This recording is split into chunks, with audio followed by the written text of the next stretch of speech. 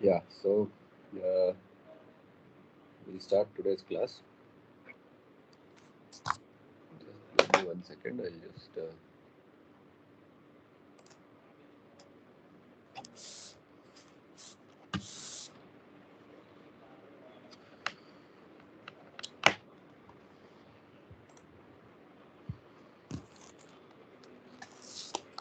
yeah. So as the so in this class we typically this was the class was mostly on the internal pipe flows and various cases related to it. So 1 second. Uh, Typically, like two cases are there in case of pipe flows that we study. One is called as constant heat flux case, and another is constant temperature. The surface temperature of the pipe is kept as constant, and so based on that, you have different uh, questions as well as cases. So we'll solve some problems, but before that, uh, 1 second.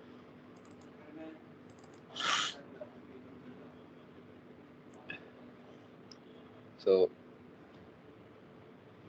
there are like, I mean, if you want to solve pipe flow problems, mostly there are two approaches.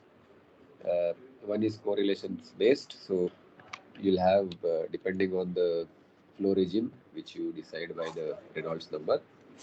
And in case of pipe flow, typically if it is less than 2300, you call it laminar flow, and above that it's transition flow for some time, and then it goes into turbulent flow. So turbulent flow, there are no analytical solutions. Mostly what people do is some experiments are done, and then you know based on that this curve fitting is done, and you get some correlations. So there will be some range for operating parameters within which those relations will be valid, something like that. And there are like famous turbulent flow correlations for pipe flow. One is Dittes-Boelter, and I think there is a Colburn equation also. Professor has touched upon them in the class, so yeah.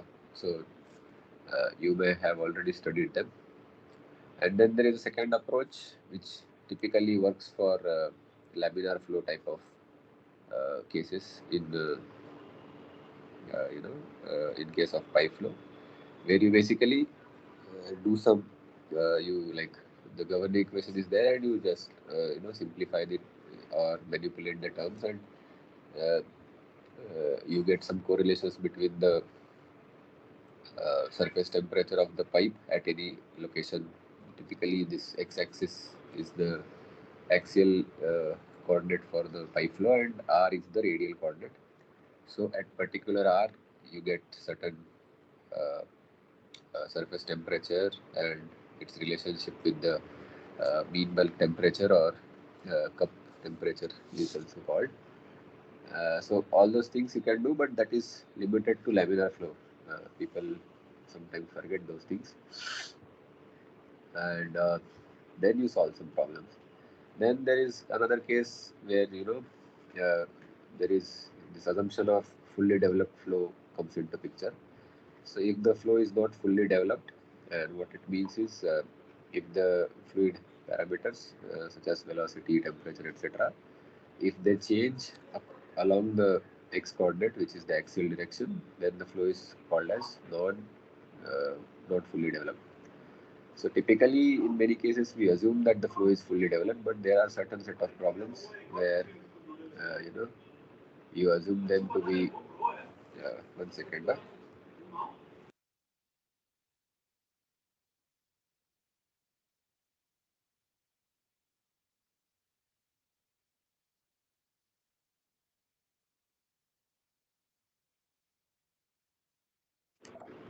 Sorry. Yeah, so then there are certain problems in which you have to decide whether the flow is developed or not developed. Based on those things are there. Apart from that, yeah, I mean, these are like the broad set of parameters or set of problems that are asked. So, yeah, I mean, before actually solving one problem,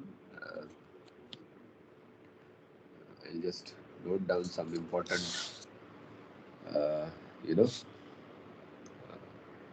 things here. Hmm. Yeah, so basically, maybe this will help you later.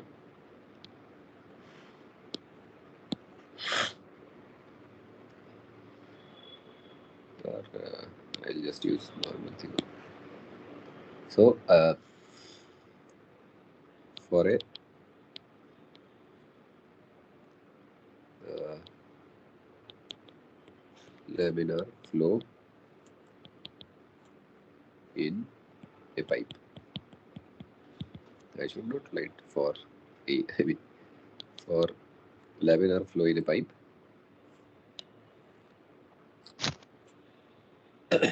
So there are two cases, okay. So first case will be something called as constant heat flux case.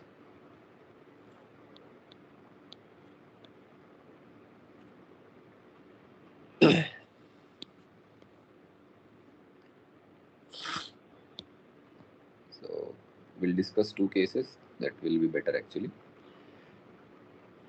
So let's say this is a case where your boundary flux is constant. So in our class parlance, it is a heat flux and it is not a function of x. So basically, typically this is your x coordinate and r coordinate. Uh, Maybe you can take them from center because r is from the center. I should show it like that only, otherwise it may confuse someone. So this is your coordinate system, typical conventional thing. And the other case will be when your surface temperature of the pipe is constant. So how do you maintain those? That is another case. It's not that easy. Maintaining a constant flux typically is done by wrapping a heater around the pipe. And what you do is basically you know the resistance of that heating coil. So by controlling the current which passes through the coil, you control the heat flux, and that will basically X square R. So that's how you control heat flux. Whereas, how do you control the temperature or how do you maintain the constant temperature? Typically, it involves a case where you have phase change. So what I'll do, I'll put this pipe in a mixture of ice and water.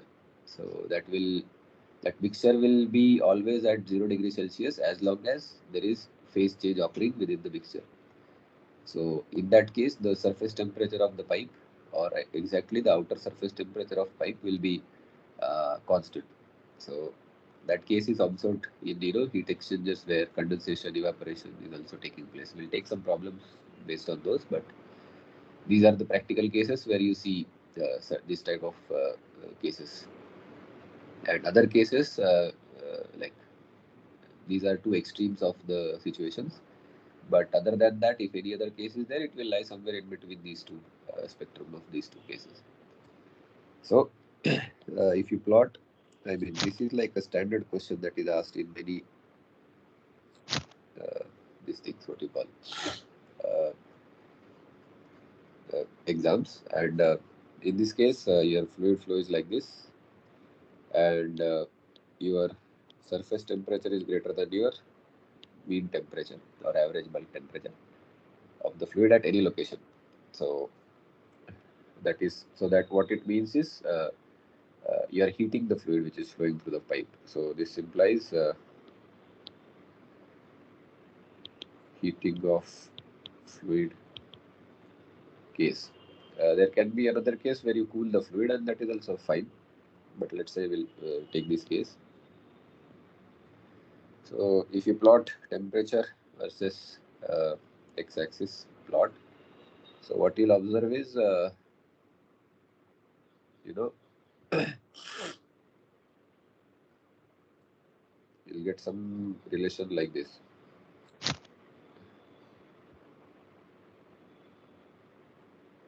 So basically this will be your bulk mean temperature, and this will be your uh, surface temperature of your pipe, and up to certain delta, or up to certain x, which is your fully developed regime. So after this x value, your flow is fully developed, and in this regime your delta T will be constant, or I should write properly. So you will have constant delta T. In practical case, there will be some variation because your thermophysical properties change. But if you assume constant properties such as thermal conductivity, Cp, etc., in that case, you should get constant temperature difference between your bulk mean temperature at any cross-sectional area and your wall temperature at that cross-section. And yeah, maybe I should erase this because it is cluttering the image. And in case of constant temperature of pipe case, what you'll observe is your pipe temperature will be constant throughout. So this will be your Ts, and then your temperature of your bulk mean fluid will be, increasing. There, like I'm just showing the, uh, I should not show arrow here because it's not a directional thing. It's just an X, and this is your temperature axis. Uh, and here your delta T also changes everywhere. So here delta T1, delta T2, you can see that delta T1 is greater than delta T2. What it means is initially there will be faster heat transfer because the delta T is more, and then there will be slower heat transfer towards the higher value of X, or the length of the pipe.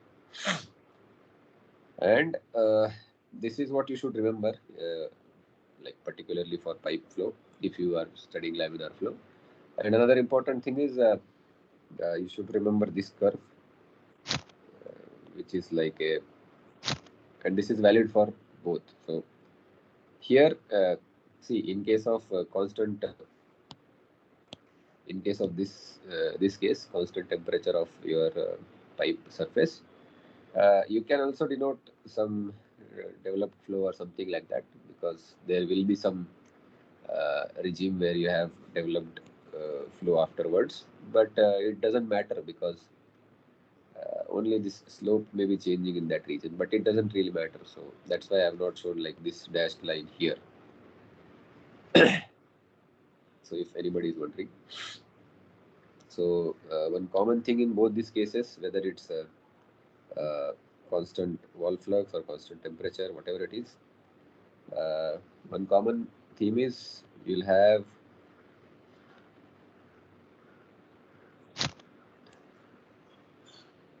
this will be your, again, this is your x-axis, which is axial direction, and this will be your local heat transfer coefficient. So after a point, your local heat transfer becomes constant, and this is your fully developed region. And before that, since you're in this region, since delta T is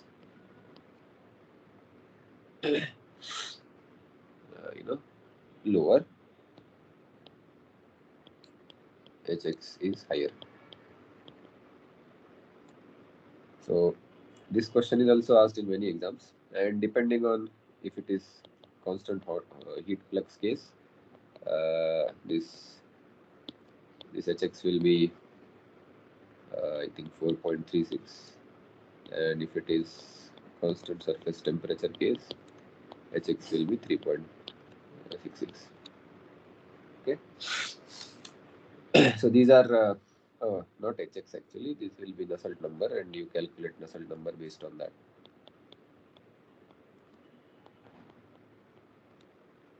Okay. So these things already taken in the class. So I'm not going into derivation part and all. My point is, you should at least if you remember if you remember this page from this class, at least laminar flow problems you'll be able to solve. For turbulent and other things, you need correlations, but more or less there also the idea is similar only. So we'll solve some problems. So just open the problems.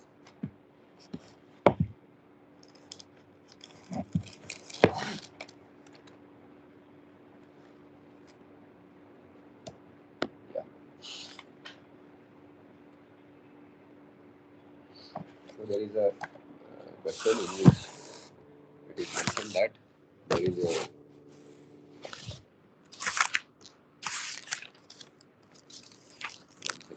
yeah.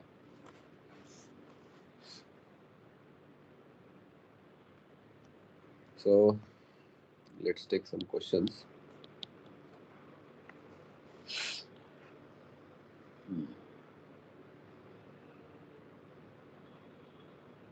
So there is a pipe.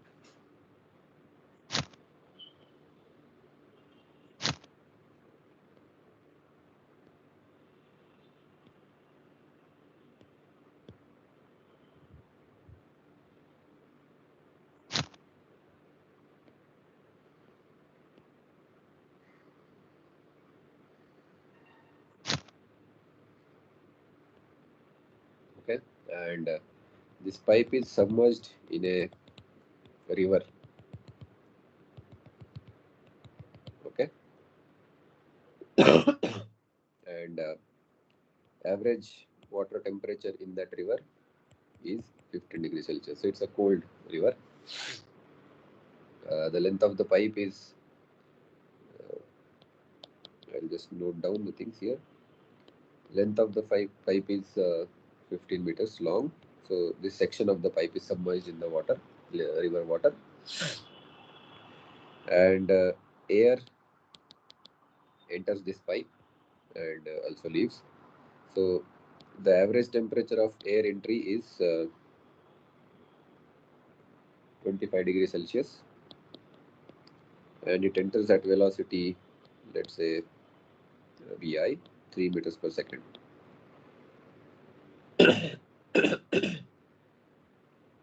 And it's a circular pipe with the diameter of, or maybe I'll use the D, with a diameter of 20 centimeter. So this is a circular cross-sectional pipe, 20 centimeter dia. And it is asked that the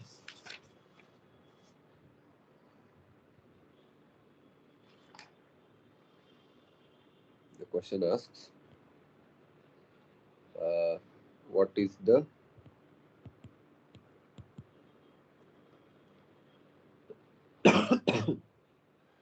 air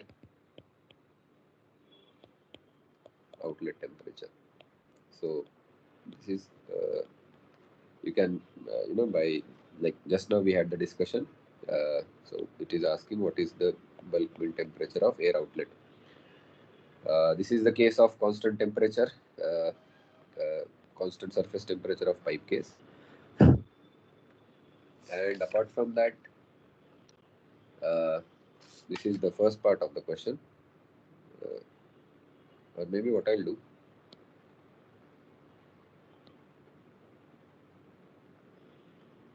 yeah, so I'll mention length here only, so that no need for separate section for that. So that is 15 meters of pipe. And you need to find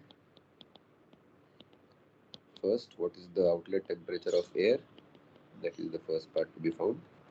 And second is, if the friction factor is 0.22, 0.02, so this is the frictional factor.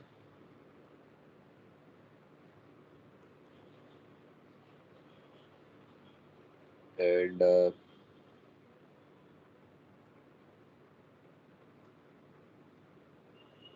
yeah, 1 second.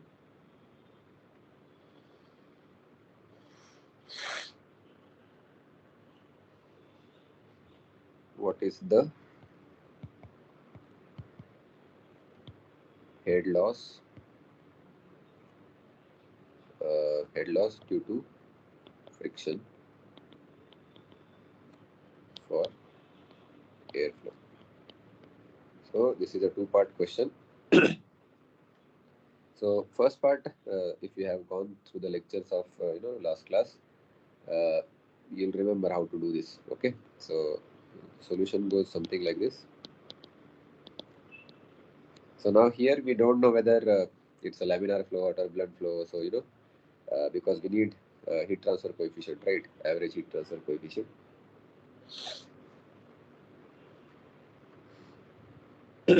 So we don't know that. So therefore, first step is to calculate the Reynolds number. Yeah.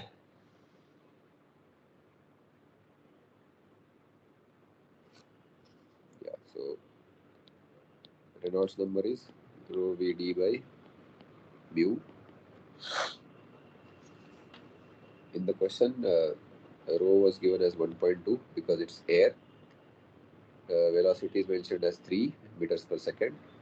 Diameter is 20 centimeters, so that will be 0.2. And dynamic viscosity of air, or actually directly kinematic viscosity was given. So you can, directly use this formula. So velocity and the viscosity was 1.516 into 10 to the power minus 5. So if you see from here itself, you'll realize that the numerator is small and denominator will be even smaller. So their ratio will be very high. So if you do that calculation, you should get divided by 1.516. So this is 3.96 into 10 to the power 4, which is definitely greater than 2300. So therefore, the flow is turbulent. So this is first observation. And we have this, what you call Ditus-Voltaire, or Ditus-Voltaire equation is the famous one. So in this case, what is happening if the fluid that is flowing through the pipe, it is getting heated, right? Or is it getting cooled? So inlet is at 25 degrees Celsius. Air inlet is at 25 degrees Celsius. Outlet is at the cold water is at 15. So the fluid is getting cold, right? So therefore, you'll have to use the exponent of 0.3, right? So so when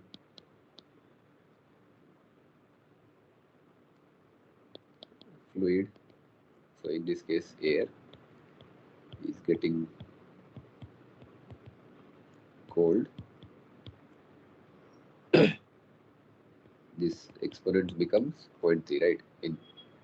In Ditus-Voltaire, one second,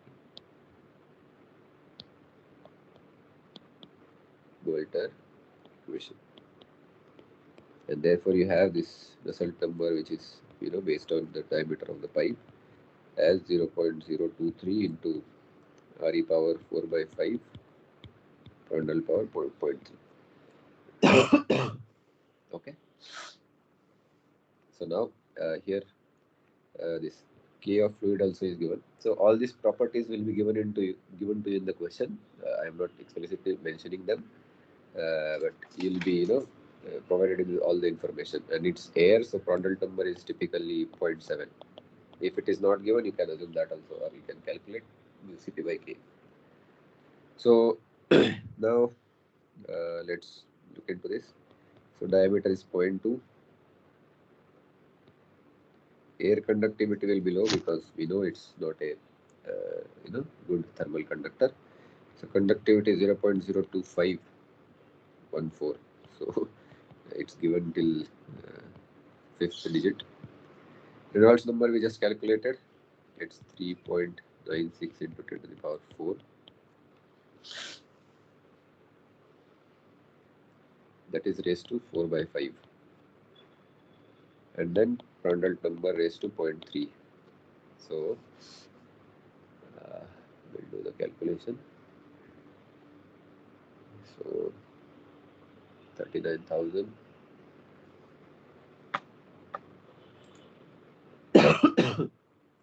raised to 0.8.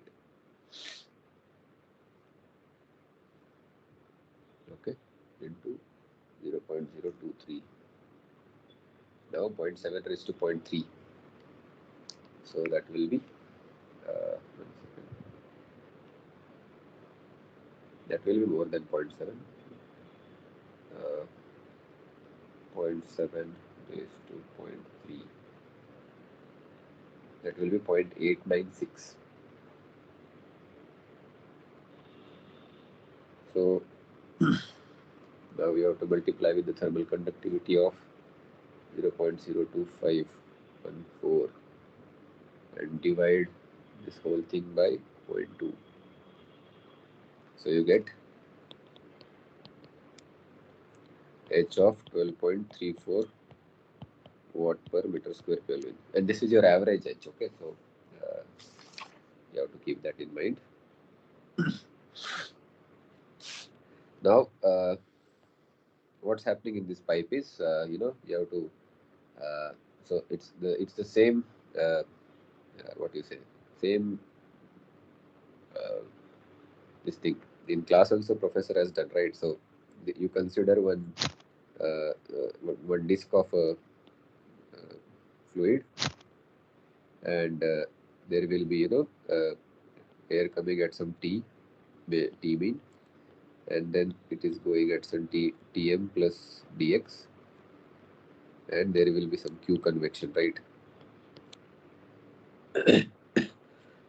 So then you do the energy balance, and finally what you end up with is whatever is the heat loss by your fluid, that will be the heat transfer due to your convection to the what you call to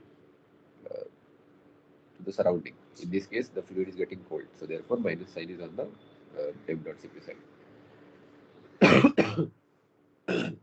And then what you do? This you replace with the perimeter into dx, and then the next we did same thing for this lumped heat transfer also. So what you end up with is you get the temperature term like this, and you'll have minus hp by m dot cp term on this side, and then you integrate over the whole range, and this will be your inlet temperature to the outlet temperature, and then you'll have some exponential function, right? So what you end up with is your outlet temperature minus the T infinity, your inlet temperature minus T infinity is equal to exponential power minus HPL by m dot Cp. Correct, no? So this HPL is the thing, PL is the thing, but your curved surface area also. So now you know that T infinity is your 15 degrees Celsius, inlet temperature is 25 degrees Celsius, and your perimeter will be pi into T, right? So that also you know. L is given in the problem, 15 meters. Cp, since it's air, it will be 1.005 kilojoule per kg Kelvin. This is standard value. You should remember some of these values. Now the only missing piece of this puzzle, H we already calculated, and only m dot is remaining. M dot is nothing but rho cross sectional area into velocity. So rho here it is given as 1.204. Cross sectional area will be pi by 4 into d square, so 0.2 square into velocity is 3 meters per second. And if you do the calculation, you should get m dot as 0.1134 kg per second. Now we put all these values in equation 1 and solve for TO, because that is asked. On solving equation 1, what you end up with TO value, and it will be approximately 18.6 degrees Celsius. It's not exact, it will be somewhere 18.6 or 18.7, something like that. I'm not going into calculation because it will take a lot of time otherwise. So that is first part. So I'm skipping this M subscript, okay, because we all know now that it's a we are talking in bulk mean temperature terms. Now there is a second part to this question. So they have given that there is a friction factor of 0.02. Then what is the head loss due to friction for airflow? So uh, you know we know that head loss due to friction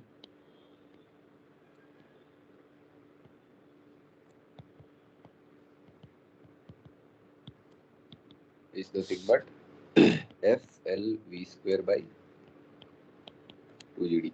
This is a standard correlation, you must have seen this if you have studied fluid mechanics. If not, this is the formula, and like well-known formula. I think it is called as Darcy-Weisbach equation. So now here you have to put all the things because this 0.02 is given in the question. Length we know 15. Velocity is 3 meters per second. 9.81 is your G, and your diameter is 0.2 meters. So if you do this simplification, you'll end up with the answer as 0.575 meters. So this in this problem, what is happening? Your air is getting cooled, and at the same time, for making this air flow through this circular pipe, you need to install a blower or fan, whatever it is you want to call. And for that fan, it should have a capacity to overcome this much friction loss due to this much head loss due to friction. So this part becomes integral part for your fan design or your system design. Maybe not so relevant for this problem, but you should know how to do this, because many a times examiners don't know that you are studying heat transfer, right? They'll ask you questions from multiple places. So like that.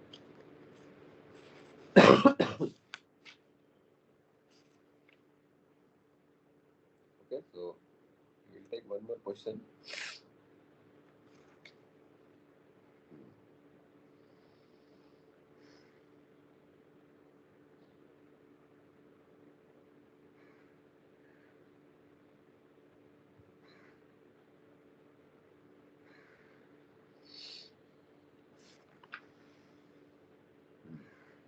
So there is this, concept of overall heat transfer coefficient, and the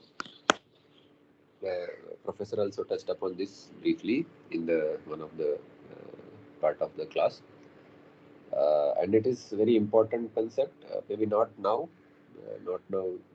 It's like we are purely studying the pipe flows, but there will be one chapter which is called as heat exchangers, and there this overall heat transfer coefficient plays very important role because there is famous NTU method, etc., which are used for heat exchanger design, and those use the overall heat transfer coefficients. So there we'll have more discussion on this, but since the term was introduced here, I'll just take one problem which highlights the various aspects of this case. So let's take a problem. So this is also a two liquid flow over a pipe. So it looks something like this.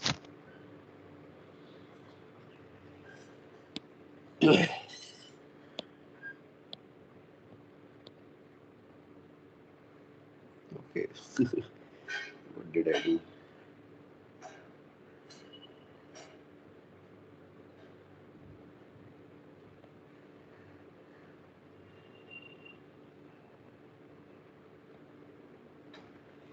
So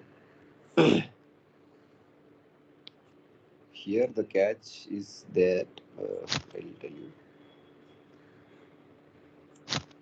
So in the question it is given that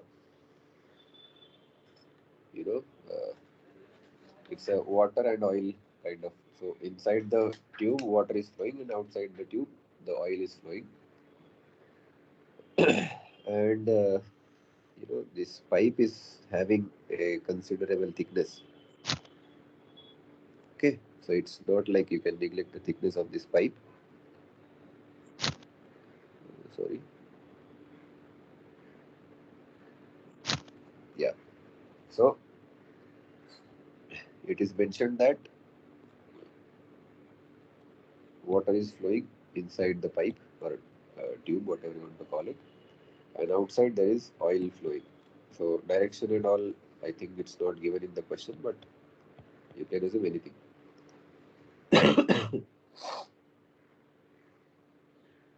And here on this surface, let's say we call it as outer surface. Average heat transfer coefficient is given as 35 watt per meter square Kelvin. So this information is directly given in the question. For water, the velocity is given as 3 meters per second for water in the tube. This tube is made up of brass with thermal conductivity of 110 watt per meter Kelvin. So this is a good thermal conductor, the tube material. The inside radius, or in this case diameter they have mentioned. The inner diameter of the tube is 1.3 centimeter and outer diameter of the tube is 1.5 centimeter. So tube thickness is 0.1 centimeter, which is 1 mm.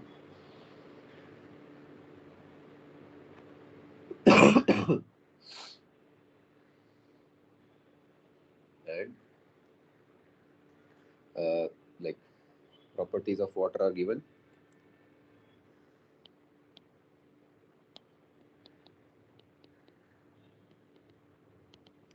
So these properties, we can consider them as average and valid for the whole range of the problem if it is not mentioned. So thermal conductivity of water is given as 0.607 watt per meter Kelvin, and kinematic viscosity is given as 0.894 into 10 to the power minus 6 meters square per second, and Prandtl number is given as 6.14. Around 7 is for water, and for air it is 0.7. So you can remember that way also. And it is mentioned that given your Nusselt number correlation 0.023 into Re power 0.8 PR power 0.4,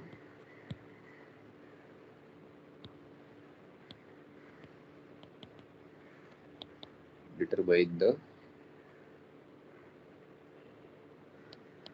overall heat transfer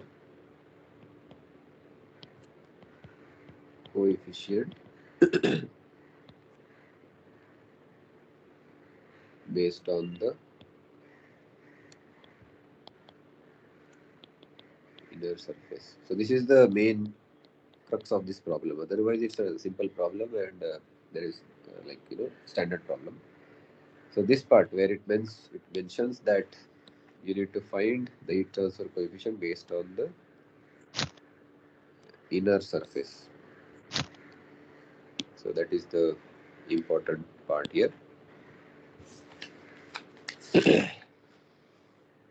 So now, first of all, they have directly given you the Nusselt number. But even if you want to use the Nusselt number equation, you need to find the Reynolds number, and Prandtl number is directly given. So standard practice, we'll find the Reynolds number first, right? So the Reynolds number for water in the pipe is,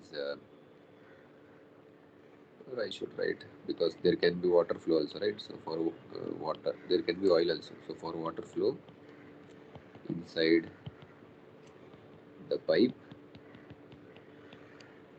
Reynolds number is, since kinematic viscosity is given, we can mentioned that it will be in because water is flowing inside, right? So it will be in di, and your viscosity. Velocity is given as 3 meters per second. Inner dia is 1.3 centimeter,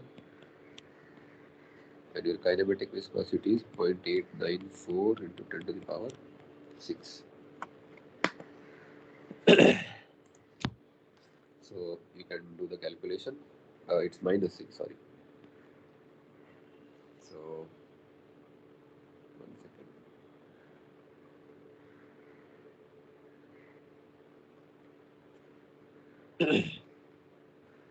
Three into 1.3 into this minus 2 minus 6 will become 10 to the power 4, and you'll have 0.894 in the denominator. So Reynolds number comes out to be 43,624.16. So it's definitely greater than 2,300. So turbulent flow. This part is not relevant to the problem, but you should always keep in mind to do this cross check. Now you find the Nusselt number. Nusselt number is, the correlation is given, but you should know this will be HDI by K of water. Actually, only water properties are given, so no need to get confused and all. And it will be 0.023 into RE power 0.8, which is 4 by 5, frontal power 0.4. So that means it will be H into DI is 1.3 centimeter. K of the water is 0.607. Here the constant remains the same. Reynolds number is 43624.16 raised to 0.8. Frontal number is, I think, 6 point something, 6.14.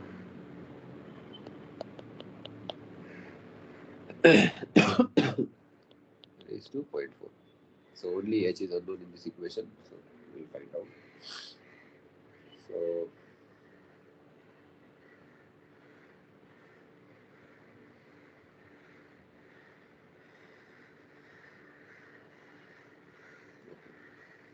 for 3624.16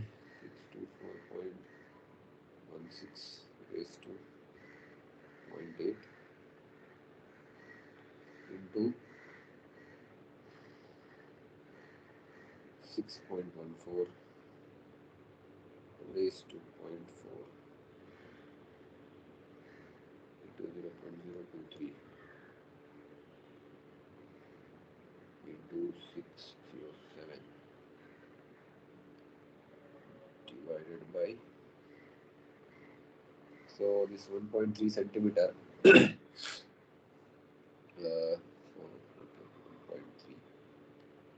and then divided by 100 also. Oh, it will be multiplied by 100, sorry. So your H is high value, which will be 11429.37. So it's quite high heat transfer coefficient. Okay. Now this is the standard part. So now coming back to your main thing. So if you, let's say, if you take the cross sectional area of this cylinder and you zoom in and you see, so let's say this is your oil side and this is your water side inside the pipe, and this is your brass tube. So there will be one conduction resistance here, there will be one convection resistance outside, conduction inside, and then again convection. So what equivalent resistance means is, and this will be your, let's say, T oil temperature. Is it given? No, oil temperature is not given. And then you'll have water temperature. In between also you can define temperatures, right? On outer surface of the brass tube and inner surface of the brass tube. So what equivalent heat transfer coefficient means is, what if I replace this whole thermal resistances with one resistance, and keeping the node temperatures same to have same heat transfer. So if it is Q here, it will be Q here also. So in this case, what is the overall heat transfer coefficient? And here what will happen is this will be 1 by HOAO. So it is O represents outer. Your brass resistance will be, since it's a cylindrical case, it will be logarithmic, right? It is not V by K, it will be ln R2 by R1. So R outer by R inner divided by 2 pi K of brass into L, right?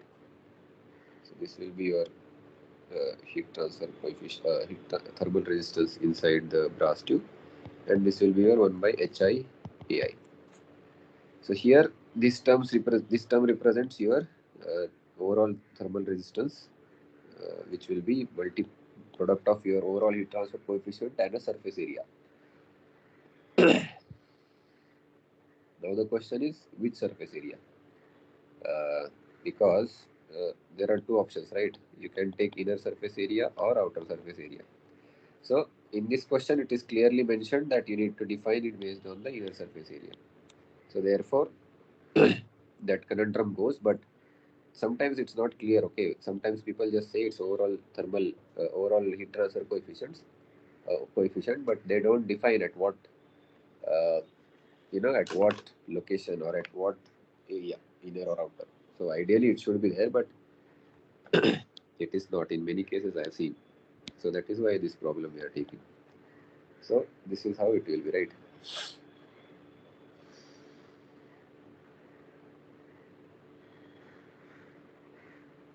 Yeah. So then you can see, right? So 1 by UAI will be nothing but 1 by HI AI plus ln RO by RI divided by K of brass into L. L is the length of your pipe or tube, and then third convection resistance is this. Now you need to put all the you need to find this value.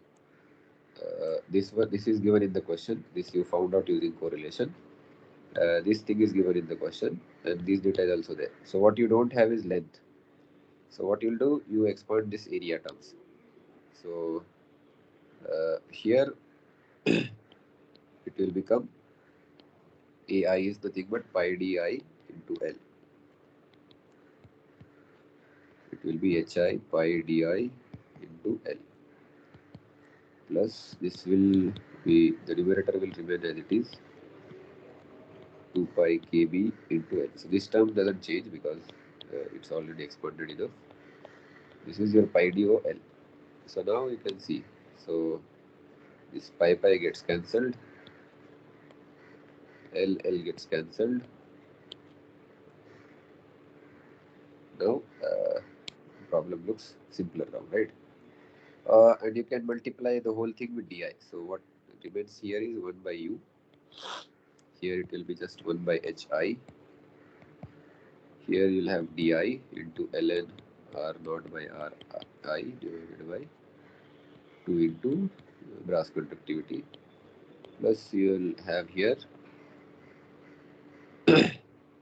di divided by ho into do. So now all the things are known on the LHS. So what we found out here is HI essentially, because I represents inside the tube, right? So that is water, and that is what we found out. So that will be 1 by HI. So it will be 1 by 11,429.37. This will be your first term.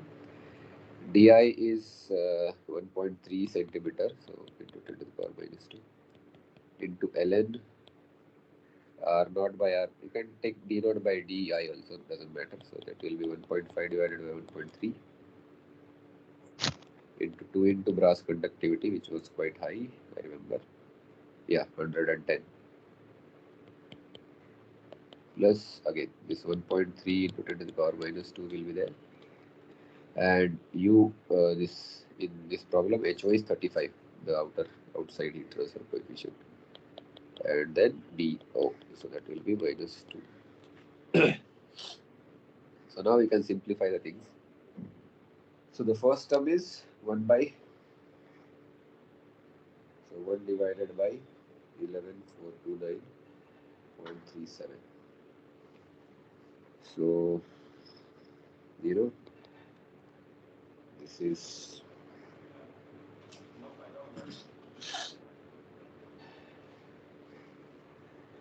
this will be 8.75 into 10 to the power minus 5. Yeah. And last term is easy to calculate because these two things will get cancelled, so it is just 1.3 divided by 1.5 divided by 35. So you have 0.024762, and this term we have to calculate. For that we need to first find ln of 1.5 divided by 1.3 into 1.3 divided by 200 into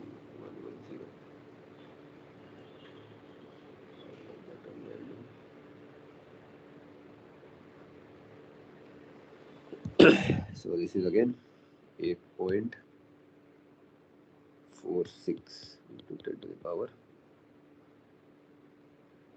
minus 6. So it's very small number actually. Now you do the sub addition. So now you add all the things. 0.024762 plus 8.75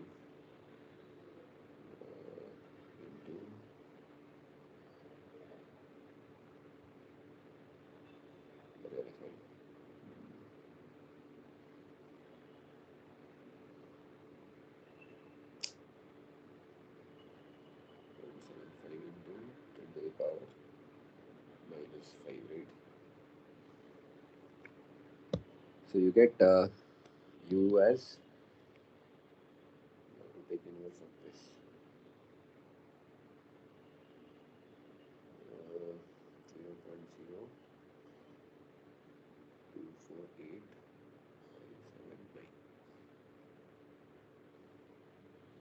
0.0248.79. And if you do that, you get the overall heat transfer coefficient as 40.23, let's say. So this was the calculation part that you can also do maybe faster than me. But now you should notice one thing. What is happening here is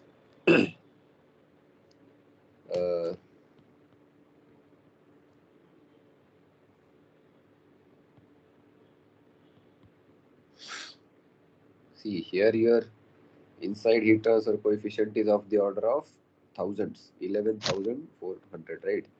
But your overall heat transfer coefficient is only 40, and that is because your outside heat transfer coefficient is only 35. So it doesn't matter. We like if you have very high heat transfer coefficient inside the pipe, but if it is not as high as outside, then the outside heat transfer coefficient will dictate the whole physics. And that is the main conclusion, that if let's say in this question you got answer which is like 40,000, this U transfer, then that's definitely wrong and you should get that hint. So that was one thing. So you can cross check your answers like this. Okay, so that was about this problem. We'll take one more.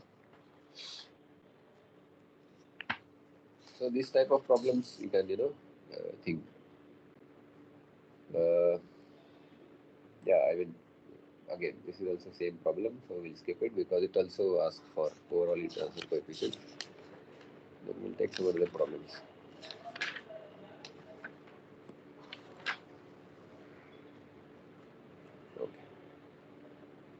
Yeah, so this was actually a good question, because it is quite tricky.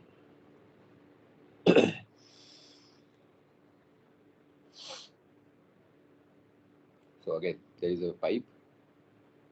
Uh,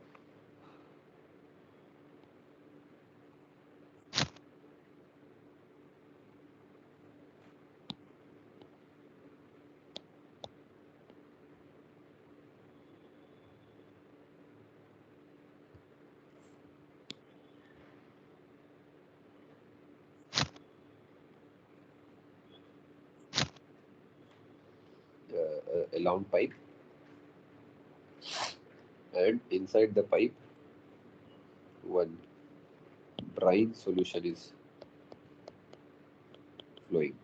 Okay, and this viscosity of brine solution is given as 16.5 ns per meter square standard units. Thermal conductivity is 0.85 watt per meter Kelvin.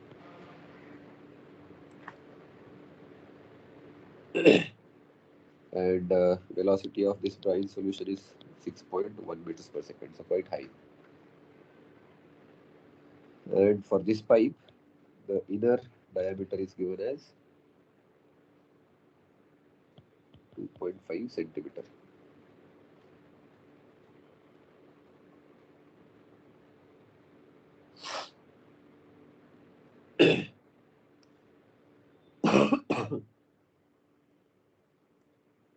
Cp of brine is also given, which is 3768 joule per kg Kelvin, and density is given as 1000 kg per meter cube. Okay, so now it is mentioned that so there are two cases here. So case one is given as under these operating conditions,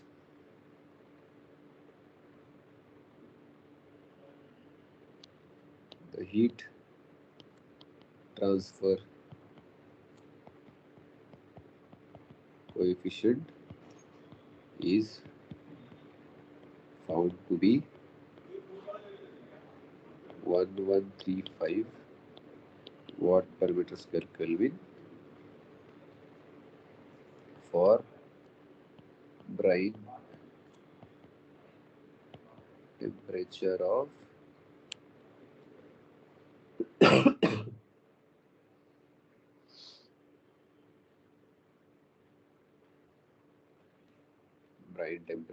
1 degree Celsius and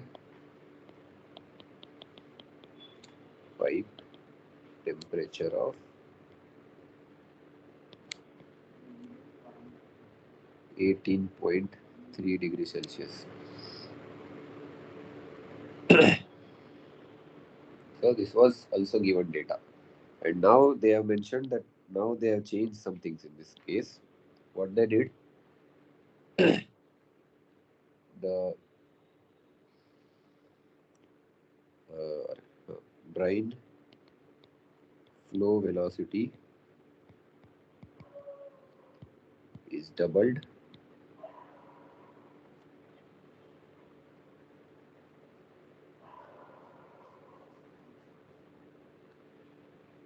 but with same heat transfer. With same heat transfer. So the total overall heat transfer that was taking place in case 1 and case 2 is same. Only velocity is doubled in case 2. And now we have to find the temperature rise of brine per meter of pipe length.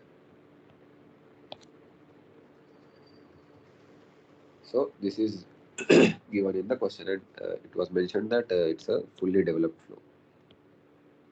If it is not mentioned, typically we assume it. So unless and until it is a problem of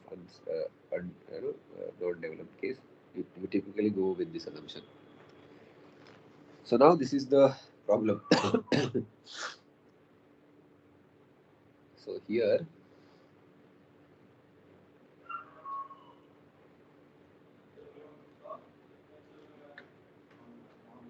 okay.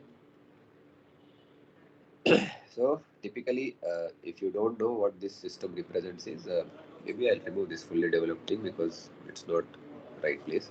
So outside there will be water. So this is a standard, brine refrigeration system.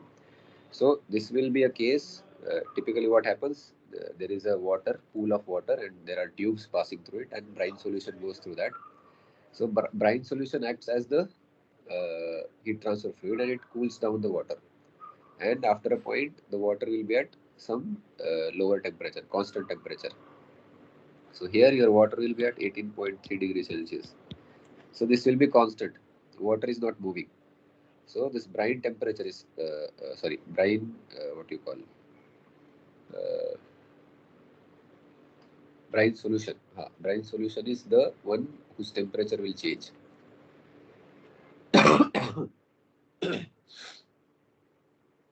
So if if you draw the temperature profile here,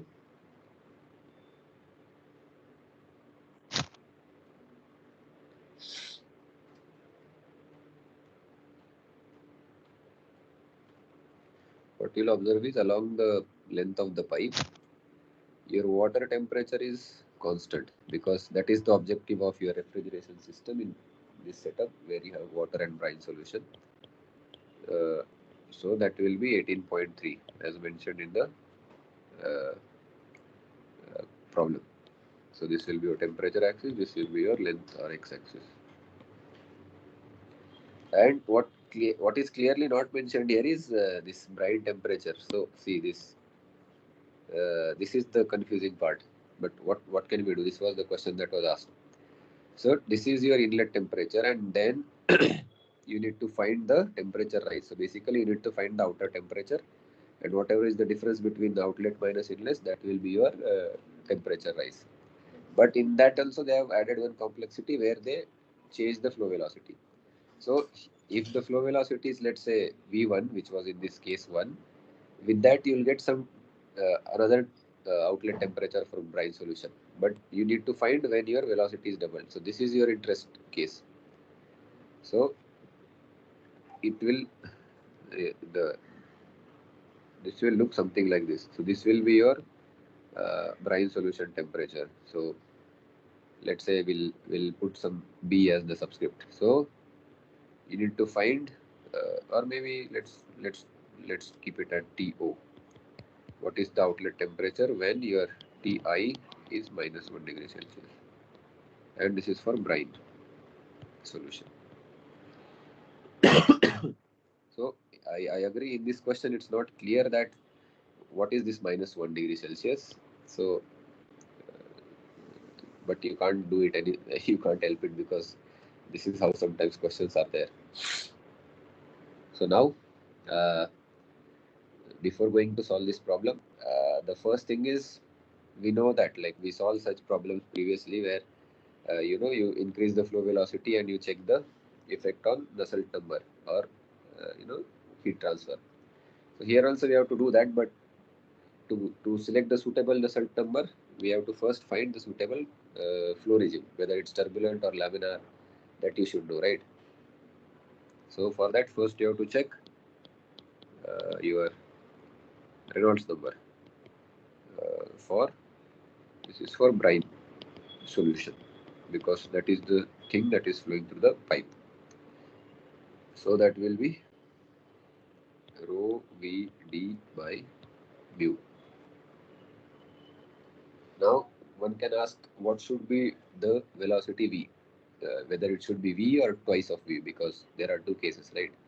So you first check for normal v, which is given as 6.1. So what happens? The density is given as 1000 kg per meter cube.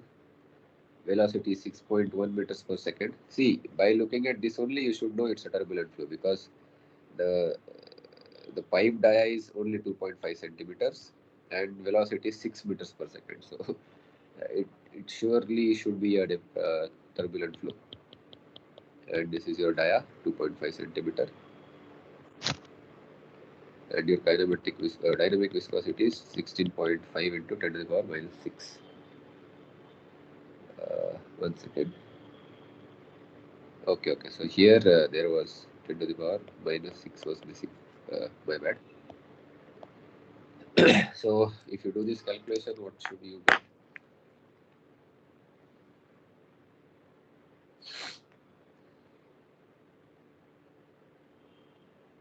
1000 into 6.1 into 2.5 into 10,000 divided by 16.5. So your Reynolds number is 9242.24.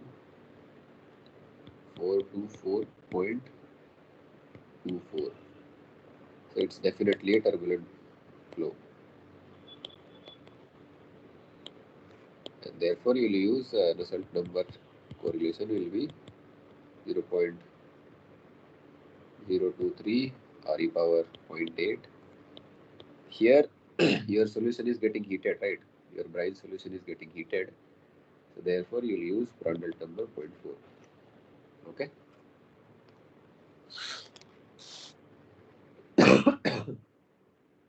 But do you need to do that? Because see, in case 1,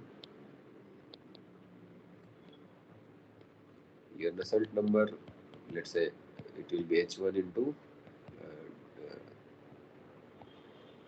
okay, I am using D here, right? Okay, DI.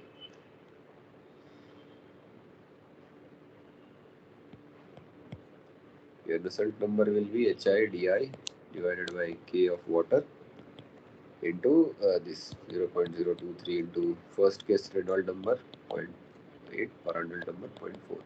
Prandtl number will be same only because it's not a function of velocity here. So only velocity comes into this term, right? So rho is also a material property, so it will also not change. So it will be rho V di by mu 0.8, right? So what I'm trying to say here is your heat transfer coefficient in your case 1 is proportional to the velocity power 0.8, right? Therefore, by similar logic, in your second case also, your velocity, your heat transfer coefficient will be proportional to the 0.8 power of your velocity in case 2, which is our case of interest. So therefore, you can write H2 by H1 as V2 by V1 whole power 0.8, and in the question it is mentioned that the velocity is doubled in case 2, so it will be 2 raised to power 0.8, and that is 1.741. Now H1 is given in the question because they have mentioned H1 here, right? So this was their H1, so now we can get H2 based on that. H2 will be 1135 into 1.741. If you do this calculation, you should get 1976.04. So this is your heat transfer coefficient in the second case.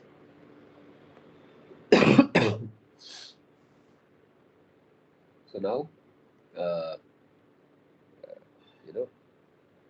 now the real problem starts, because now you know H. Now you know this Ti is also known. This is your unknown, and your constant temperature condition is there for your water. Okay. So now there are two approaches to it, right? So since we assume a steady state,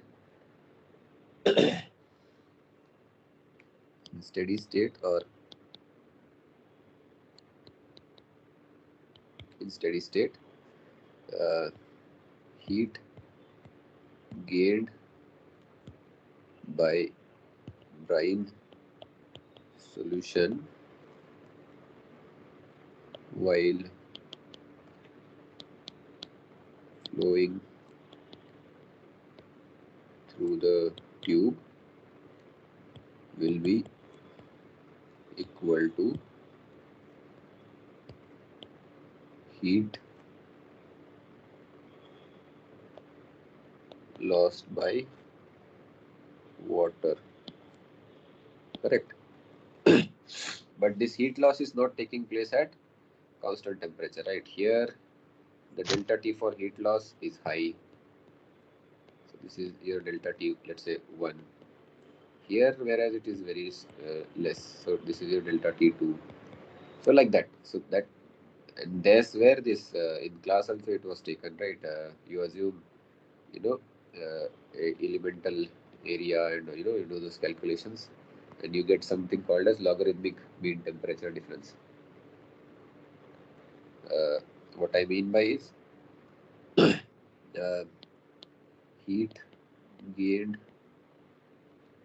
by brine solution is, let's say, Q m dot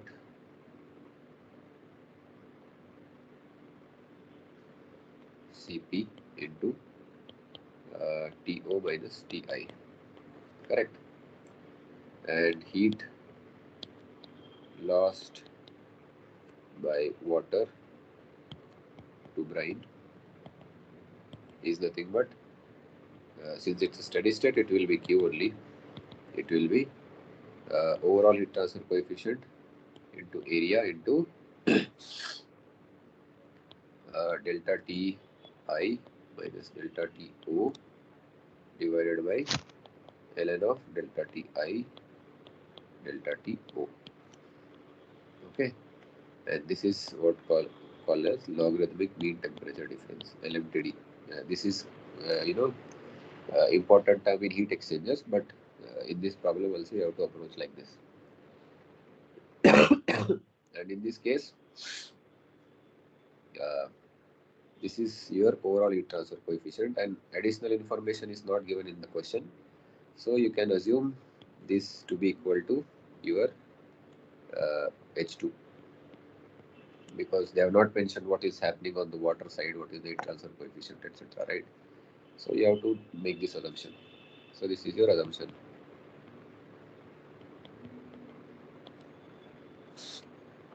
So then you have therefore m dot Cp To minus Ti is UA, and this is typically called as LMTD. So that is nothing but UA into what is the delta T at inlet. It is T water minus Ti, and at the outlet it is T water minus To, and divided by this T water minus Ti divided by T water minus To.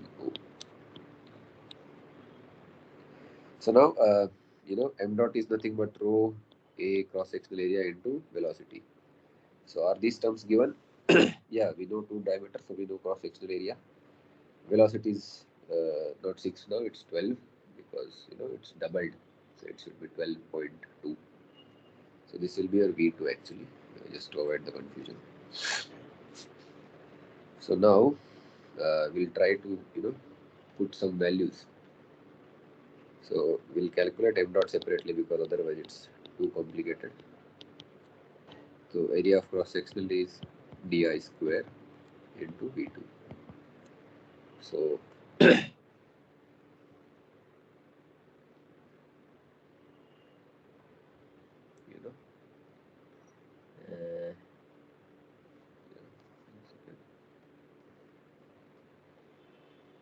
we can calculate Cp also right here itself, because that will be just a constant multiplied, right?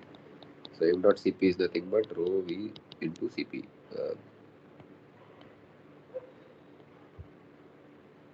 That will be rho pi by 4 di square V2 into Cp.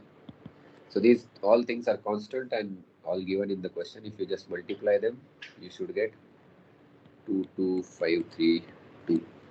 I'll do that calculation, but you should also do such things. So density is 1000 into pi, 0.25 into pi into di square. So what is your di? It's 2.5 centimeters. So 2.5 into 10 to the power minus 2, which is your di, right? But it's a square. So you have to again multiply by 2.5 into, into 10 to the power minus 2. So that is pi 4 d square into velocity is 12.2 into Cp is I think 3768. So you get 22656 56.275. So these units you match them. These are SI units only. I should not write SI. If somebody sees this later, you will get confused. So these are SI. I am not calculating it because it's not important here. And UA is nothing but H2 into pi d I into L, right? L is your length of your pipe. Okay. So here in the question, the length is not given, but they are asking we need to find per meter length. So here we assume L equal to 1 meter because in the question it is asked that find this temperature rise per unit length of this thing. What you say? Per unit length of pipe. So these values you already have. H2 is we calculated is 1976.04 into pi into di is 2.5 into 10 to the power minus 2. So if you do that, what do you get? 1976.04 into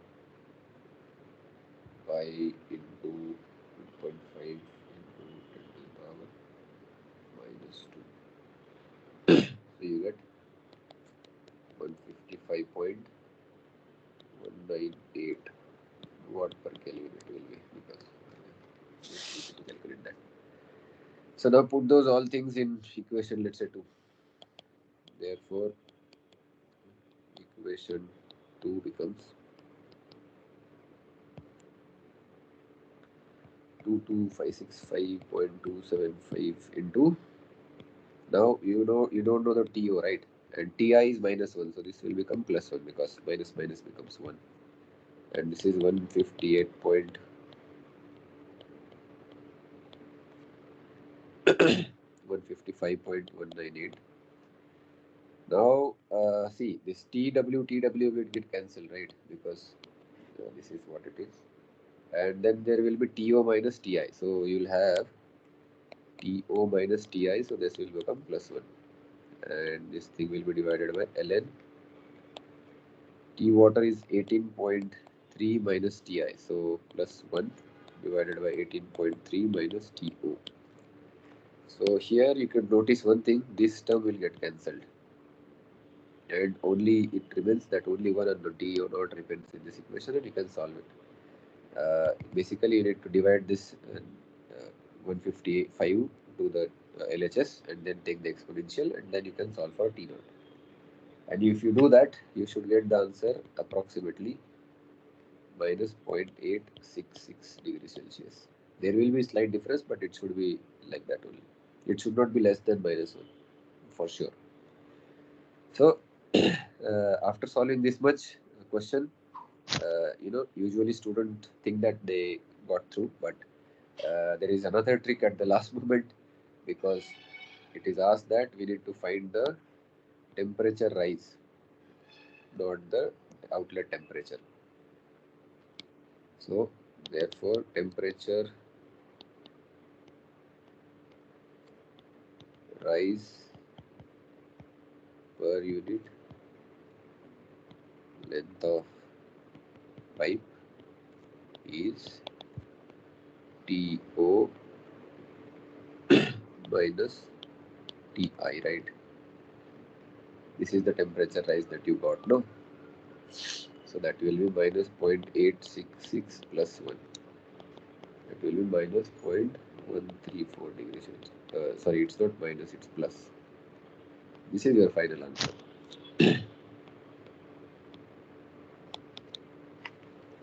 So this was a very good question. Everything like it was first of all confusing, and there are like a lot of calculations involved, and Hello, excuse me, sir. Hello, excuse me, sir. yeah, one second. Yeah, tell me.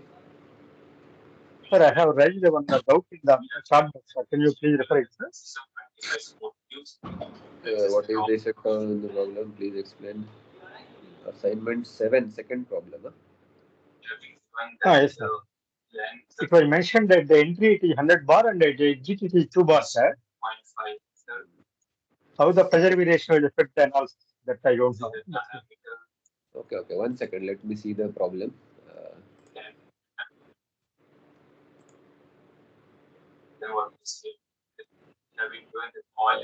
Question 2. Can you please mute yourself? Otherwise, there is. Yeah, thank you. So the question is, water at 2 kg per second enters long pipe of 25 degrees and 100 bars. There is 10 to the power 5 watt is added. If the water leaves at 2 bar, what is its outlet pressure? Okay, so there are four options. Cp equal to Cv for water. Okay. Okay, so see this type of question, no. Uh, so again, there is a pipe. Sorry.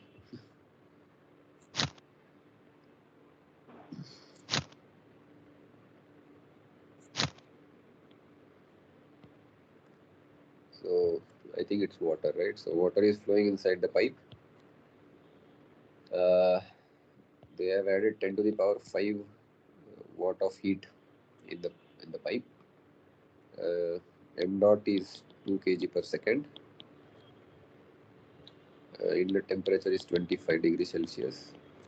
Inlet pressure is 100 bars. Outlet temperature we don't know, that we need to find, and outlet pressure is 2 bar. Okay, so and they have given water density as 997 kg per meter cube. Cp equal to Cv equal to 4179 joule per kg Kelvin. Okay. Actually, you can just write C because it's a incompressible fluid. So Cp will be equal to Cv only. So see, there are four options here. So there are two ways. If this question doesn't have options, then you have to solve it exactly. If it has, then you could guess, because I think what you are struggling with is what is this effect of pressure, right? So for the time being, Yes, yeah. So for the time being, what you can do is you assume that the pressure is constant. Let's say 100 bars. So in that case, how will you find the outlet temperature? You will apply first law of thermodynamics, right? So what you will do, let's say we'll use some other color, maybe red or something. So you'll consider this as your control volume, right? So yeah, so this is your control volume, and it's a steady state problem. So for a control volume, which is your pipe in, so this is your solution part. In steady state, so m dot, this is open system, right? Because water is coming in and going out, mass interaction. So your m dot h2 will be m dot h1 plus q added, right? So this is your first law or energy balance. Okay, so if you assume that there is no pressure change, then you can just put H as CPT or CT in this case, and in that case you'll get the answer pretty much close, I would feel, because water is incompressible. So there will be effect of pressure change, but not that much. If it is air, then it is a different game. Then you can't do such things, but like that. But coming back, if you want to solve this type of problem exactly, now this is what all you have, right? There is no other information in this problem. So what you can do, you can simplify. This will be m dot h2 minus h1 will be your q dot, and then h2 minus h1 becomes q dot by m dot, and this will be 10 to the power 5 divided by 2. So it will be 5 into 10 to the power 4. Now we know that uh, 1 second. We know that H is equal to U plus PV, right? Or somebody can write it is P by rho. So since they are asking about pressure and all, no? So here, this is what I think will be the correct way to go. So if you plug it in, so this is, we know H is like this. So if you do that, then this becomes the outlet internal energy P2 V2, the pressure and volume, specific volume product at the outlet, minus U1 plus P1 V1 will be equal to your 5 into 10 to the power 4. So now you separate the terms, and this will be plus P2 V2 minus P1 V1. Am I right? Yeah, U2 minus U1 is there. P2 V2 minus P1 V1. Okay. So now, see, if there is no effect of pressure, this term will not be there. And you can just put this as CVT. So since it's water, you can just put C into T2 minus T1. But if it is air, then you have to put CV here, right? That is the correct expression. Or you can directly solve CPT2 minus T1. But since this water and this pressure and everything is changing, this additional terms comes into the picture. So now here they have not mentioned the density variation, right? In the problem, they just gave you one density, so you can use the same thing. So now what you do, you put the values in this. So C is given as 4179, T2 is the unknown, T1 is I think 25, yes. So P2 V2 will be P2 by rho 2, right? So this will be P2 is outlet pressure, so that is 2 bar. So 2 bar is in SI terms 2 into 10 to the power 5 Pascal, and then you have to divide by density because specific volume is 1 by density, minus P1. P1 is 100 bar divided by density because we are not considering density change here. So this is your equation that you need to solve. So what it gives, so 1 second, I'll do the calculation. So this minus 98 into 10 to the power 5, and it is divided by 997. So you have this term which is it will be minus because the second term is greater here. So it will be minus 9829.489, and this is 50,000 basically. And then you have this unknown. So what I'll do, I'll add these two terms so that our calculations become easy. So basically your T2 minus 25 becomes this 4179 comes into denominator, and 50,000 plus 9,800 is 59,829.488, let's say. So now we can do that, right? So plus 50,000 divided by 4179. So that is around 14.32. So this is 14.32. So your T2 will be add 25 to this. It will be 39.32 degrees Celsius. It should be somewhere around here. What are the options? So I think option B is correct.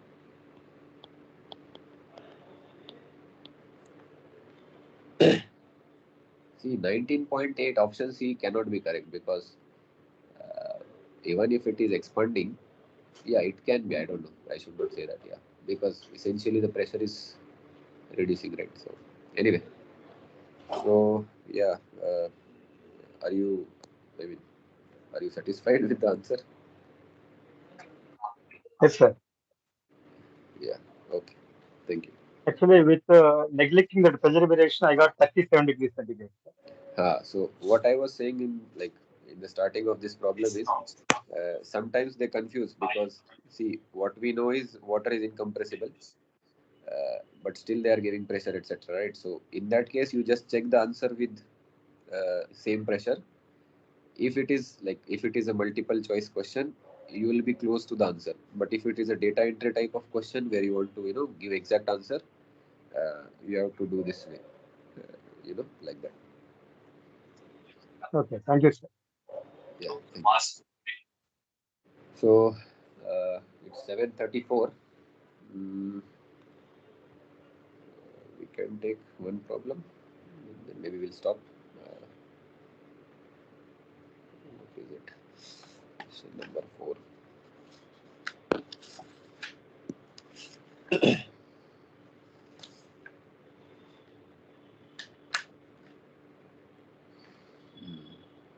Actually, sometimes what happens now, I mean, rather than taking another problem, I'll just explain.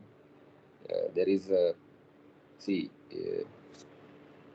here what happens in this problem that we solved previous to this question, last question. So I'm talking about this equation. So here, what happens, this gets cancelled, right? So therefore, you have only one unknown and one equation. Uh, and that is okay because that happens only when your one of your what you say one of your where is that diagram? Ah. So when one of your liquid where you have heat interaction, when it is constant temperature, then only this case happens where this gets cancelled and this gets cancelled. In the next next time when we see heat exchanger problems, I think it's the last part of this course. There you'll see that there is like it's not always the case because there will be a case when both fluid temperatures will change, and there is a special case when this doesn't happen. So this doesn't get cancelled, and then you have to do iteratively. So manually you can't do. You need to do some coding or something. But I think we'll deal with that when we go there. For the time being, it's 7:35, so we can take another. But see, the problem is this is a similar type of problem. Let me see if anything else is there.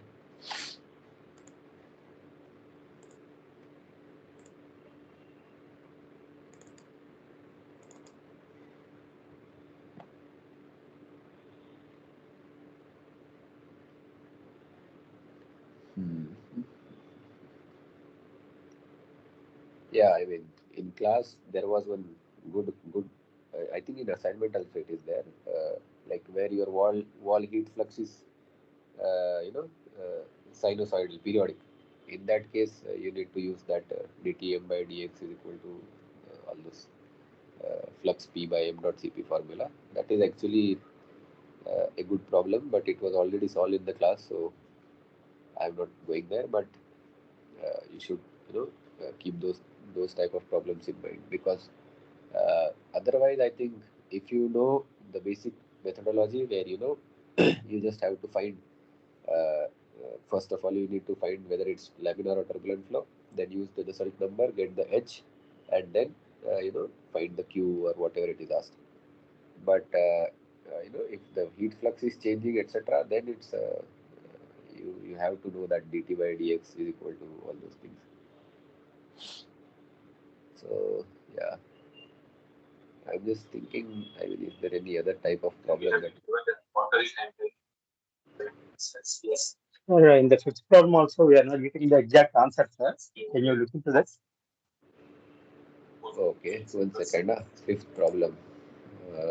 Ah, So freon is being transported at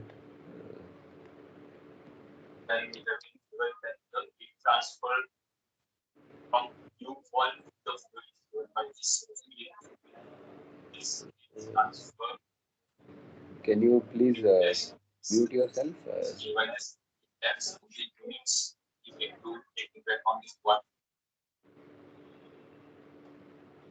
For freon, viscosity is given, K is given, 100 number is given, Teflon K is also given. So I think you cannot neglect the, what you say, you cannot neglect the wall thermal resistance in this case. Yeah, I think you should get this problem though, because see, let's say, so this is your question number 5. So again, there is a, maybe I'll just draw a section because, yeah, so let's say this is your center axis,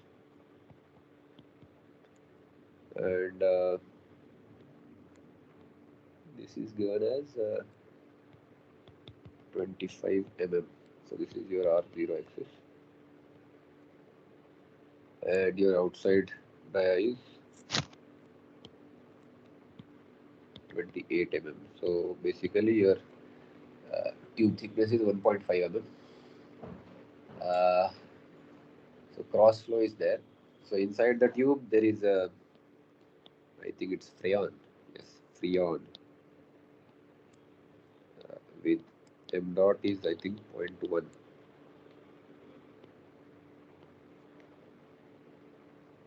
And outside it's a cross flow. So let's say this is the direction of air flow.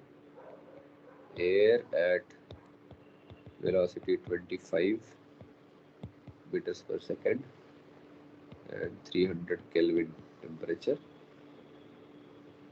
What is the heat transfer per unit length of tube to freon at 240 Kelvin? So your freon is mentioned at inside it is 240 Kelvin. So they have not mentioned that the freon temperature is changing or something like that, because the properties also of the freon are given at 240 Kelvin. Usually, I mean, I don't know. So anyway, so what is the heat transfer per unit length? So per unit length is okay. We'll assume L equal to 1 meter.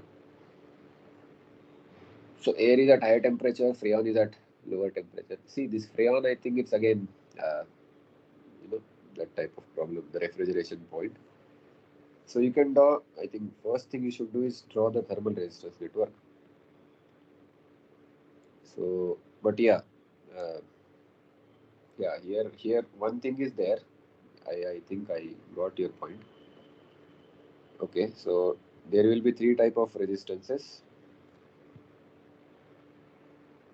and let's say we start from freon. So if freon is there, let's say you have Ti, which is 240 Kelvin, and your T infinity is 300 Kelvin. So the heat transfer is from air to freon. This is your air. This is your Teflon. So the thermal resistance by Teflon will be Ln R outer by R inner divided by 2 pi K into L. So here L is mentioned to be like per unit length, so you can just write 2 pi K. L is not required. K is given for Teflon, RO, RI is known. So this you can calculate, right? Teflon resistance. Now the question is inside the pipe, what is the freon resistance, right? So that will be 1 by Hi into Ai. Now the question is, how do you calculate Hi? So for that, what you need to do is you need to find first of all the Reynolds number. So here mass flow rate of your uh, Freon. So that will be nothing but equal to rho into A into velocity, right? And rho is given for Freon. No, Freon density is not given, right? So I think some data is missing in this problem. Uh, yeah, Freon density is not given. Density should be there, right? Otherwise, how will you calculate Reynolds number? Kinematic viscosity is given? No. Prandtl number is mu Cp by K. You can't get density from there. Yeah, so some data is missing here.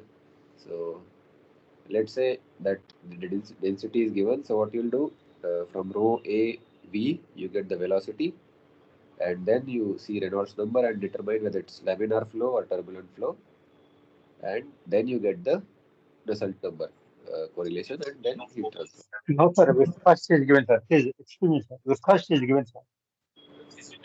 Mu is given. Okay, but how do you find Reynolds number without density? Density should be there, no? 4m dot by pi di mu. Oh, acha, that one. Huh? Okay. Okay, In so terms that of mass flow rate, you can. acha, that density term goes away. Huh? So Yes, sir. so that 4 m dot by what is Pi it? d mu. Pi d mu. Okay, okay. Actually, I don't remember. Pi Anyway, pi di mu. Pi di mu. pi di mu only. No? So Yes. from here, let's see what is the Reynolds number. 4 into 0.1 divided by pi di is I think 25 mm, right? So 0.025 into mu is 3.85 10 to the power minus 4. What is the value of Reynolds number? Have you calculated, or should I? 13,228. 13 or 30? 13. 13208, huh? 228. 228, okay. So 0.46. 228.46. So this is definitely a turbulent flow, right? Yes, sir. So then your result number, which is inside result number, will be HI di by K into 0.023 RE power 0.8 Prandtl power. So here your Freon is getting cooled, right? Your air is cooling the Freon. So I think. It's not Sorry. mentioned. For cooling. Air is heating. Sorry. Air is at 300 Kelvin. Freon is at 240. So air is heating the Freon, because air is higher temperature. So then it will be 0.3. So I think K is given. Prandtl number is also given. So one should be able to find HI. Have you done this, HI? Yes, sir. I got it. 239.5. 239.5 watt per meter square Kelvin. 57 watts per minute. 0.7. 0.57. So I think till this point. 239.57. Pardon? 239.57. So that is fine. But I think the next part where you need to find this, third resistance, which is 1 by HOAO. Here, since it's a cross flow, you should know the correlation. I think it is not given in the problem. So, what correlation are you using here for HO? No, simply Whether in 1 class. by H naught A naught. Yeah, but how do you find H naught? It's not also outside airflow I'm going to get. No, but it is it is cross flow, no? So when it is cross flow, there will be some multiplication factor to the correlations. Ideally, the correlation That should Prandtl number by Prandtl number 1 whole to the power of 0.25 additional factor is there, sir. Yeah, but those things should be given in the question, no? Otherwise, how will everybody Yes, sir. remember? Yeah, Yes, sir. Yes. I think that is why the whole confusion is happening here. Answer is not matching immediately. Yeah, so I think some data is missing here. Not data, the correlation is missing basically. Yeah, let me Then just how see. to get? How to?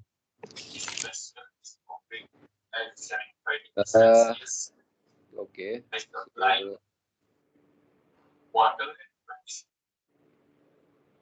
Yeah, sir also has not given any correlation, right, in the class. I think we have to refer some book because there will be one correction factor because it's a cross flow, right? It's not a parallel or counter, right? So, okay, maybe let's say we use that, let's say outside air. What is the? But see, outside air there is no m dot is given for outside air. What? No, right? Only the velocity is given, na? So, how do you find Reynolds number? 4 m dot also you can't use rho v d. Can you use? Though you don't know the d. Yeah, d you can take the tube outside, right? So, I think for air, yeah, for air maybe let's say for air on the outside, uh, your Reynolds number is v d. This will be your outside diameter divided by kinematic viscosity. So velocity is 25, outside diameter is 28 mm divided by kinematic viscosity is 15.89 into 10 to the power minus 6. So how much is this? It will be 25 into 28 into 1000 divided by 15.89. Sir, I have given one equation. Please look into it, sir. Excuse me, pardon? I have given one equation. Please look into it, sir. It's a 0.25 times Reynolds number to the power of 0.6. Prandtl number to 0.38. Yeah, but how did you get this equation from where? In bracket, it is given Prandtl number fluid bed, Prandtl number wall, whole to the power of 0.25. In the data book, I got it. Yeah, but see, the question is, are the people who are asking this question using the same relation? That is the question. That's why our answer also may not match. Yeah. So what I am trying to do here is, if I use the same thing which I used here. So if I use the same Dittus bolt here because this is also turbulent, but this is for pipe flow, right? This is for pipe flow. You can't use it for outside flow. External flow. Okay. What about flat plate? It is 0.0. 1 second. In previous class, it was mentioned, na, some cylinder was there, na. 1 second. There were some lectures on cylinder, na.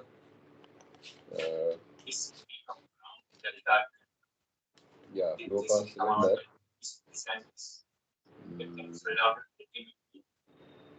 The formula that was derived Yeah. in the class was P infinity minus of P outlet equal to P infinity minus of P inlet. So P is temperature of this correlation given by professor in previous classes. Using this and described as 601 log exponential of minus of a m dot c. That's In the the formula that you can derive from Churchill Born model. strain So this is equation is given. transfer area. So for this cylindrical point will be pi else this formula is over here.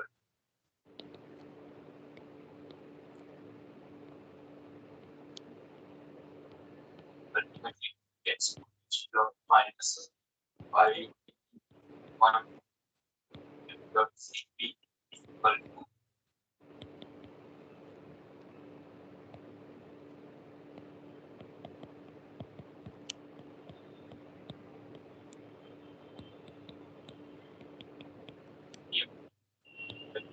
it was E5 minus the outlet so was 47. It is in this 75. Yeah, so this equation was given by professor in the class, right? One of the classes. So if you use this, what do you get? That is the question. So yeah, because from here you may get some HO. Yeah, let's. This looks very complicated, by the way, but let's see. So Reynolds number is 44. Standards combined use the whole coefficient that we don't have as of now. M and CP are provided. First, we need to find this U. Answer. So for the you can see that A will be transfer the pi that is in the equal as well as external heat transfer. External heat Raised to power 4 by 3. transfer is 1 H pi. So this is 1.438. And 3,000 in order to find the transfer coefficient, we had used that six Nusselt's number for difference.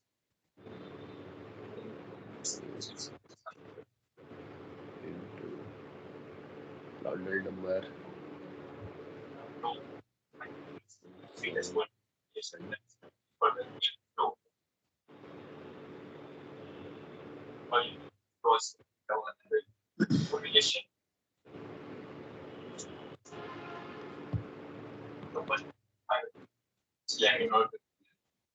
So once you find use this.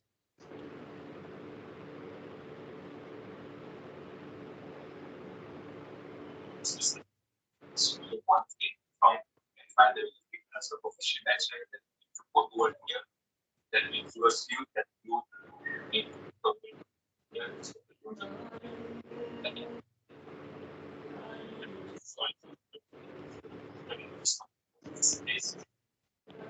direct this mass is 1 gamma 1 pi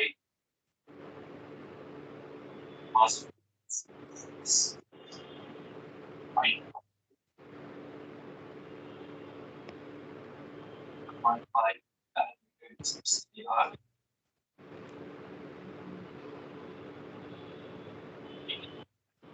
one pi 2 and it's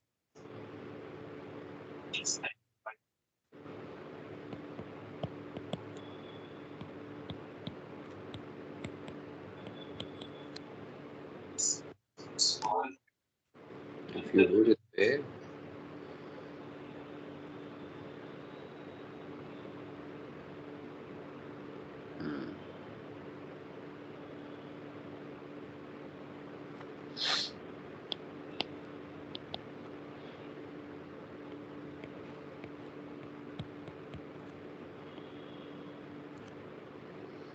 so now 1 by HI. So 1 by, maybe I'll write one more step here. So this will be your TO minus TI divided by 1 by HI TI. So this is for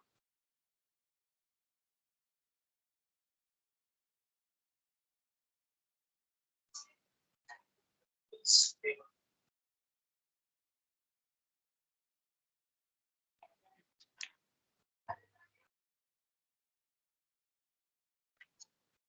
So is the Reynolds number ground 14658. So this states that the flow will be turbulent. So for turbulent, we have this latest voltage coefficient from this slide. This for this slide. Since we are taking the power will be found 4.3. Power of Prandtl number is around 0.4. So that this voltage coefficient is equal as Nusselt's number is equal to H E upon K.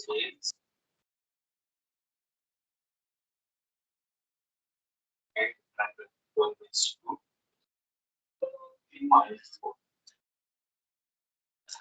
From the value of H is high will be 0.031465.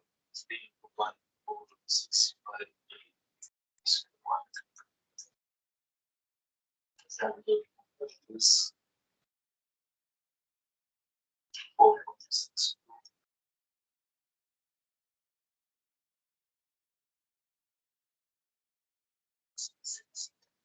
Is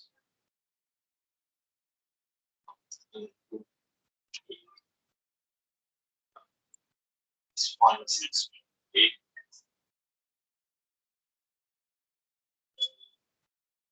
on diameter was 0.0. I simplifying this, and this will give you the transfer coefficient of around 382 1 per meter square.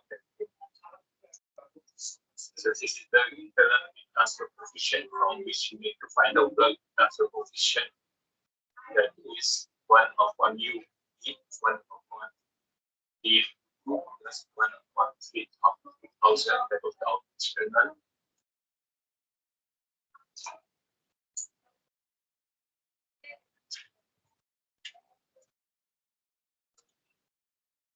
So I'll make this plus 10,000 divided by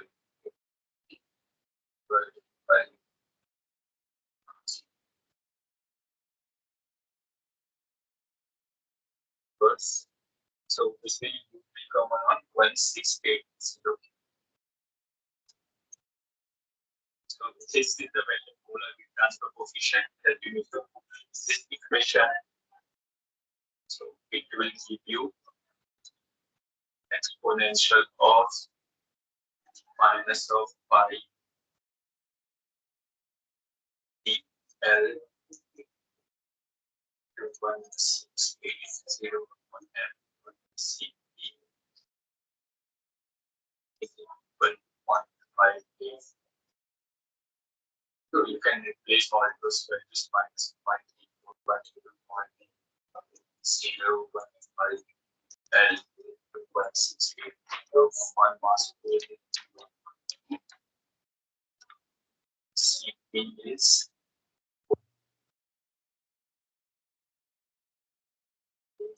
7 8 is equal to 0.5. So you can simplify this, take log on the side. So and then just divide it by 1. This the also greater than L. So this will do L is equal to